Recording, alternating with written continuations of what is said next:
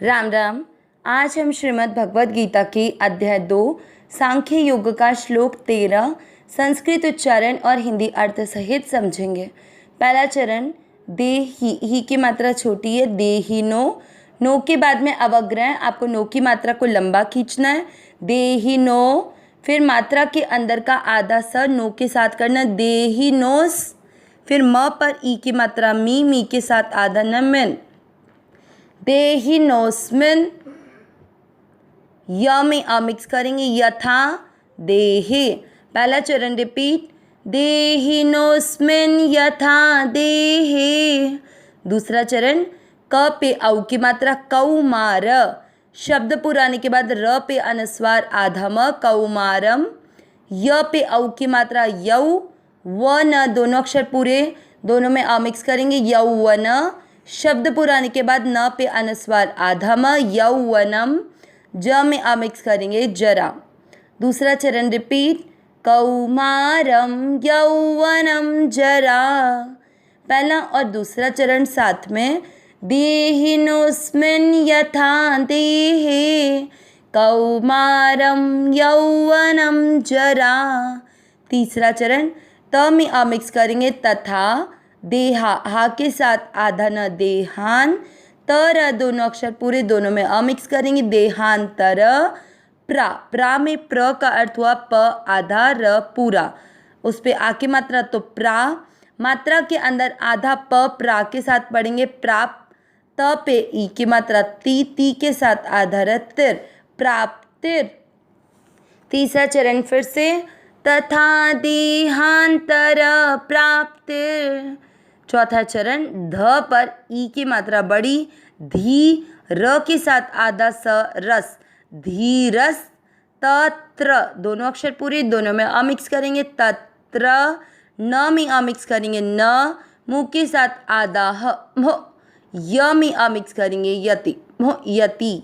चौथा चरण फिर से, धीरस तत्र न यति। तीसरा और चौथा चरण साथ में, तथा देहांतर प्राप्तिर धीरस्तत्र न यति। पूरे श्लोक का उच्चारण एक साथ, देहिनोस्मिन यथा देहे कौमारम यौवनम जरा तथा देहांतर प्राप्तिर धीरस्तत्र न यति। एक बार फिर से, देहिनोस्मिन यथा देहे कौमारम यौवनम जरा तथा देहांतर प्राप्तिर धीरस्तत्र न यति। श्लोक का अर्थ देखते हैं। इससे पिछले श्लोक में हमने सुना कि भगवान अर्जुन से कह रहे हैं कि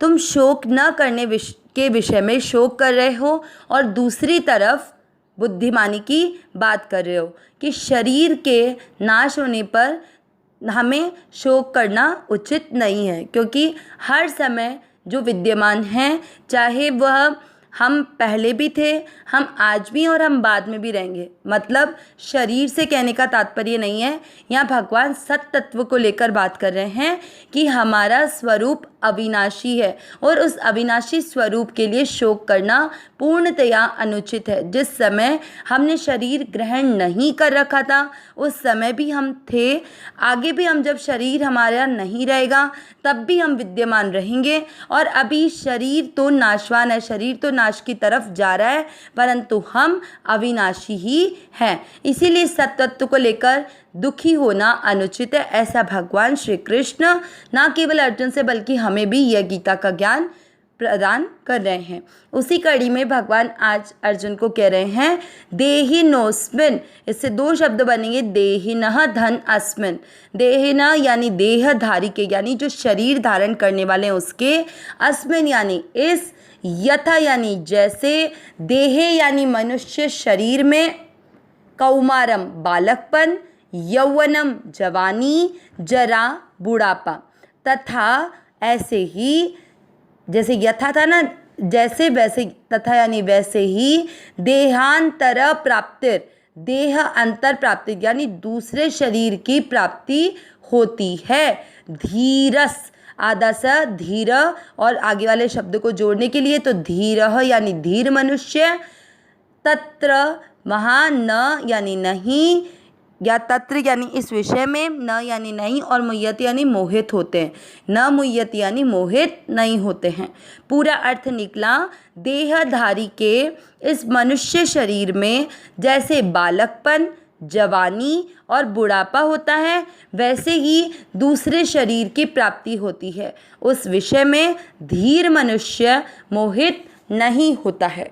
इस अर्थ को थोड़ा सा और क्लियर करके समझेंगे कि जिस तरह से हमारे इस शरीर में सबसे पहले बाल्यावस्था आती है, उसके बाद में जवानी आती है, उसके बाद में बुढ़ापा आता है, लेकिन इन अवस्थाओं के परिवर्तन से हमें कुछ भी पता नहीं चलता कि कब हमारी बाल्यावस्था जवानी में आ जाती है, जवानी कब बुढ़ापे में परिवर्तन हो जाती है, क्योंकि ये शरीर की अवस्थाएं हैं और ये समय के साथ में परिवर्तित होती रहती है।